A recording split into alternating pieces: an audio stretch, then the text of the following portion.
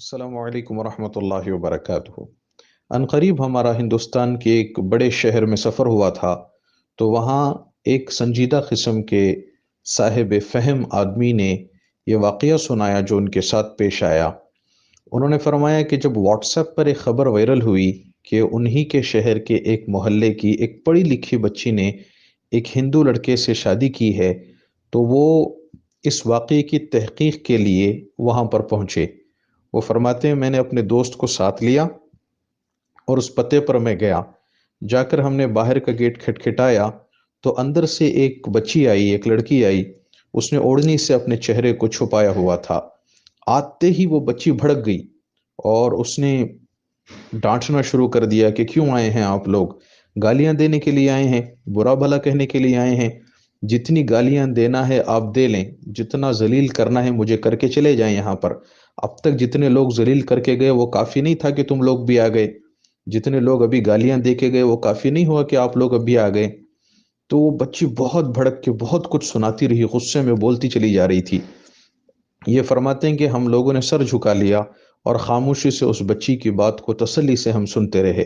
جب اس نے بات پوری مکمل کر لی تو ان صاحب نے کہا کہ دیکھو بیٹا، عمر کے حساب سے تم یا تو میری بیٹی کی عمر کے ہو یا میری بہن کی عمر کی ہو، تو ہم لوگ یہاں پر گالی دینے کے لیے نہیں آئے، آپ کو برا بھلا کہنے کے لیے نہیں آئے، بس اتنا معلوم کرنا تھا کہ کیا یہ بات صحیح ہے کہ آپ نے فلاں ہندو لڑکے سے شادی کر لی ہے؟ تو پھر غصے سے بھڑک گئی اور اس نے کہا میں نے شادی کی ہے، یہ بات صحیح ہے، میں کیا کرتی پھر؟ اس نے پھر آواز دے کر اپنی دو بہنوں کو بلایا اور بلا کر کہا کہ دیکھیں میری عمر اس وقت 32 سال ہے، یہ میری بہن ہے، اس کی عمر 30 سال ہے، یہ میری دوسری بہن ہے، اس کی عمر 28 سال ہے، کون ہم سے شادی کرے گا؟ یہ کہہ کے پھوٹ پھوٹ کے وہ رونے لگی۔ پھر اس نے کہا ہمارے پاس آفرز ہیں، بایو ڈیٹاس آئے ہوئے ہیں لڑکوں کے، اتنے ڈیمانڈز ہیں اپنی کمیونٹی کے لڑکوں کے، اتنے ڈیمانڈز ہیں، وہ ڈیمانڈ ہم پورے نہیں کر سکتے۔ وہ لڑکی رونے لگی۔ تو پھر جو ہے ان صاحب نے تسلی دی ان کو اور پیار محبت سے بات کی، تو ان بچیوں نے ان دونوں کو گھر بلایا اور اندر بٹھایا، بٹھا کر اپنے باپ کو دکھایا کہ یہ دیکھو یہ ہمارے باپ ہیں، یہ پیرالائزڈ ہیں، ان کو پیرالائسس ہو چکا ہے، یہ چل پھر نہیں سکتے، بول بھی نہیں سکتے۔ کہا ہم جب چھوٹی چھوٹی بچیاں تھیں اس وقت ہماری ماں کا انتقال ہو گیا تھا، ہمارے باپ نے ہماری پرورش کی خاطر دوسری شادی نہیں کی، انہوں نے جو کچھ کمایا تھا، جو بچایا تھا، اس کے میں خاص گھر انہوں نے بنایا تھا، وہ گھر بھی ہمارے باپ نے بیچ دیا تاکہ بچیوں کی پڑھائیاں مکمل ہو۔ گھر بیچ کر کے ہمارے باپ نے ہم تینوں کو ایجوکیٹڈ بنایا ہے۔ لیکن جتنے لوگ شادی کے لیے آتے ہیں، کوئی کہتا ہے ہمیں 4 AC چاہیے، کسی کو کار چاہیے، کسی کو پیسہ چاہیے۔ پھر اس بچی نے اپنے چہرے سے کپڑا ہٹا دیا اور کہا دیکھو دیکھ کے بتاؤ کیا میں بدصورت ہوں، کیا میں بری ہوں، کیا میں کالی کلوٹی ہوں؟ مجھ سے خاتون کہتی ہے کہ ہم جہیز میں تھوڑا کمپرومائز کر سکتے تھے لیکن تمہارا رنگ کم ہے اس لیے ہم زیادہ مانگ رہے ہیں۔ تو بچی بولتی ہے چاچا آپ بتاؤ کیا میں کالی ہوں، کیا میرا رنگ کم ہے؟ کیوں اس طرح کے کھیل کھیلے جاتے ہیں، کیوں اس طرح کی باتیں کی جاتی ہیں؟ یہ کہہ کے وہ تینوں بچیاں رونے لگیں۔ پھر اس بچی نے بتایا کہ ایک خاتون آئی تھی رشتہ دیکھنے کے لیے، وہ پورے گھر والے آئے ہوئے تھے، انہوں نے مجھ سے پانی لانے کے لیے کہا، جب میں پانی لے کے چل کے آئی تو وہ خاتون مجھے دیکھ کے کہتی ہے کہ تمہیں دیکھ کے لگتا ہے کہ تمہاری چلن سے معلوم ہوتا ہے کہ تم کنواری نہیں ہو۔ یہ کہہ کے پھر روئی بچی۔ وہ کہتے کیسے کیسی تکلیفیں ہم نے برداشت کی ہیں، کیسے کیسے حالات ہم نے جھیلا ہے۔ پھر اس نے کہا، پھر انہوں نے ان کو تسلی دی اور یہ پوچھا کہ بیٹا یہ تو بتاؤ کیا تمہارا اللہ پر ایمان ہے؟ تو تینوں بچیوں نے کہا ہاں چاچا ہمارا اللہ پر ایمان ہے۔ پھر انہوں نے کہا کہ تم اللہ کے نبی صلی اللہ علیہ وسلم پر ایمان رکھتی ہو کہ آپ آخری نبی ہیں؟ انہوں نے کہا ہمارا اس پر بھی ایمان ہے۔ کہ موت کے بعد زندگی ہے، اس پر تمہارا ایمان ہے؟ انہوں نے کہا ہاں چاچا ہمارا اس پر بھی ایمان ہے، ابھی بھی ہم ایمان پر قائم ہیں۔ تو انہوں نے کہا بیٹا تم کو تو اللہ تعالیٰ نے جنت کی شہزادیاں بنا کر پیدا کیا ہے، اللہ نے تو تمہیں جنت کے لیے پیدا کیا ہے، دنیا کے حالات تو یہ آگے پیچھے ہوتے رہتے ہیں، آتے رہتے ہیں، اس پریشانی کی کوئی بات نہیں ہے۔ پھر اس بچی نے بتایا کہ جب سے یہ واٹس ایپ پہ یہ خبر وائرل ہوئی ہے تو جو لوگ یہ بڑی خوشی کے ساتھ واٹس ایپ پہ پھیلاتے ہیں نا وہ اس کو ضرور سنیں۔ اس نے کہا کہ جب سے یہ واٹس ایپ پہ خبر وائرل ہوئی ہے نوجوان لڑکے روزانہ میرے گھر کے پاس آتے ہیں اور ایسی گندی گندی گالیاں دے کے جاتے ہیں، اتنی گندی گالیاں دے کے جاتے ہیں کہ ہمارے کان سن سن کے پک گئے ہیں۔ پھر وہ لڑکی نے بتایا کہ کچھ نوجوان آئے، انہوں نے بہت برا بھلا کہا، ہمیں بہت برا بھلا کہا، یہاں تک انہوں نے کہا کہ تم تینوں بہنیں آؤ، کپڑے نکال کے راستے پہ لیٹ جاؤ تاکہ ہندو آئیں اور تم سے اپنی ضرورت پوری کر کے جائیں۔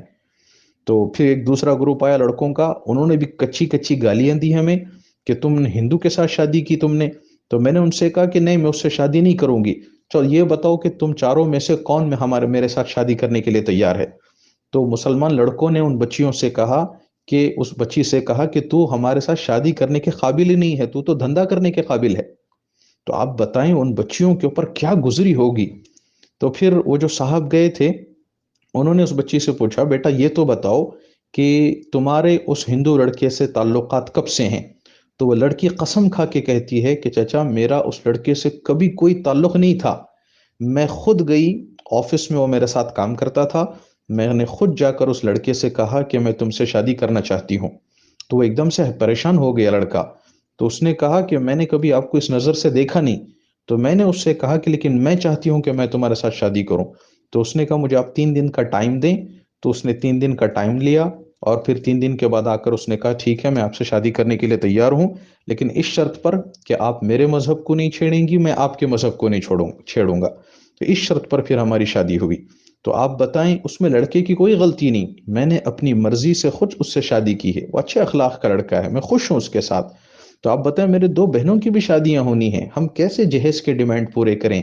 ہم کیسے لوگوں کی طرف سے آنے والے جو تانے ہیں اس کو سنیں؟ کیسے یہ جو مانگ رہے ہیں اتنا پیسہ روپیہ، اس کو ہم کیسے ادا کریں؟ وہ بچی پوچھ رہی ہے کہ وہ رونے لگی، تینوں بچیاں اس سارے قصہ کو سنا کر۔ تو پھر وہ جو صاحب تھے انہوں نے کہا بیٹا فکر نہ کرو، ہم آپ کا ساتھ دیں گے۔ کہ کیا کریں؟ کہ سب سے پہلا کام یہ کرو کہ تم لوگ یہ گھر خالی کر کے کہیں اور شفٹ ہو جاؤ۔ اس بچی نے بتایا دیکھیے ہمارے ابا تو پیرالیسس ہیں، چل پھر بھی نہیں سکتے، بول بھی نہیں سکتے، ہمارا کوئی دوسرا گھر بھی نہیں ہے، ہم جائیں تو کہاں جائیں؟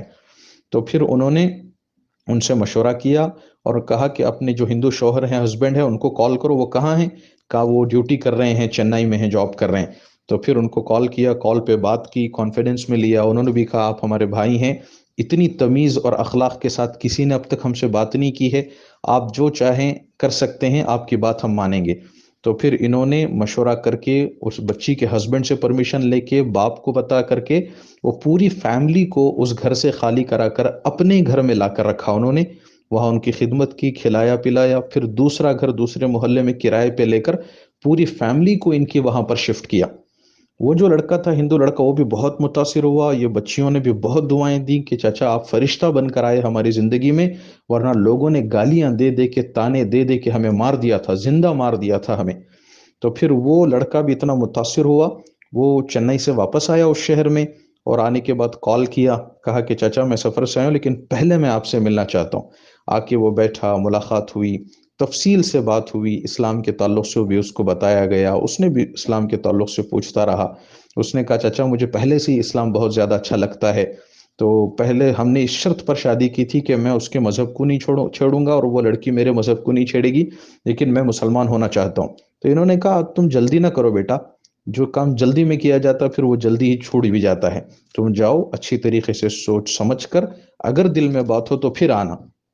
پھر وہ لڑکا چلا گیا، اور 3 دن کے بعد پھر اس نے خود سے کال کیا، بولا نہیں چچا میں نے بہت سوچا اس کے اوپر، اسٹڈی بھی کی، اور میری بیوی سے بھی میں نے مشورہ کیا، میرا دل یہ چاہتا ہے کہ میں اسلام قبول کروں، کل جمعہ کا دن ہے، پوتر دن ہے، آپ کہیں گے تو میں آ جاتا ہوں، آپ مجھے کلمہ پڑھا دیں۔ تو پھر اگلے دن وہ بچہ آیا اور جمعہ کے دن اس کو کلمہ پڑھایا، اللہ کی توفیق سے پھر وہ ایمان میں داخل ہوا۔ پھر ان بچیوں کا نکاح، اس بچی کے نکاح کی تجدید کی گئی۔ نکاح کیا، وہ تو نکاح ہوا ہی نہیں تھا، غیر کورٹ میرج ہوئی تھی، تو ان کا نکاح پڑھایا گیا۔ تو یہ دیکھیں نا، اس کے ذریعے سے الحمدللہ وہ بچہ بھی اسلام میں آیا اور ان بچیوں کی بھی عزت محفوظ ہوئی۔ تو کرنے کا کام یہ ہوتا ہے، سنجیدہ لوگ شہر کے جب اس طرح کی خبر پہنچیں تو جائیں، عزت سے بات کریں، پیار محبت سے بات کریں، ان کی پریشانیوں کو سنیں، اور مسجد کے کمیٹی کے لوگ، محلے کے جو ذمہ دار لوگ ہیں، وہ یہ فکر کریں کہ ان کی اس پرابلم کو کیسے سالو کیا جائے۔ یہ نہیں کہ سب لوگ فارورڈ کر رہے ہیں، لوگ جا کے گالیاں دے رہے ہیں، ان کو ذلیل کر رہے ہیں، یہ کوئی حل نہیں ہے۔ اور یہ جو جوڑا جہیز اور یہ بھیک منگنے کا جو سسٹم ہمارے سوسائٹی میں رائج ہو چکا ہے، اس کو ختم کیا جانا چاہیے، اور جتنا ہو سکے سادگی پر شادیوں کو لائیں۔ ورنہ قوم تو برباد ہوتی چلی جا رہی ہے شادیوں کے پیچھے، ان اخراجات کے پیچھے اور جوڑے جہیز کی اس لعنت کے پیچھے۔ کتنے لوگ کام کر رہے ہیں اس کے خلاف، لیکن اس کے باوجود بھی اس سے ہماری جان نہیں چھوٹ رہی ہے۔